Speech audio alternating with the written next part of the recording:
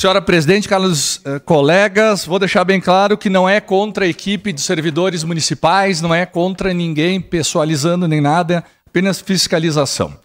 Não somos contra obra nenhuma, porém falta o orçamento da obra, o orçamento dos trechos e o projeto de viabilidade técnica. Não chegou nada disso, vamos deixar bem claro para começar aí, tá?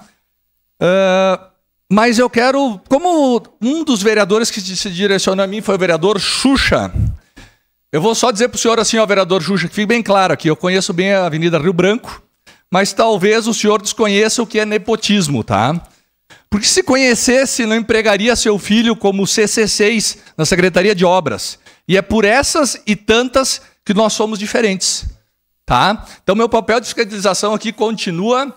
Eu deixo bem claro que eu não preciso expor colega nenhum, mas se vier para bater, vai levar de volta, tá? Estamos no parlamento e é bom sempre ter transparência aqui na prefeitura. Obrigado.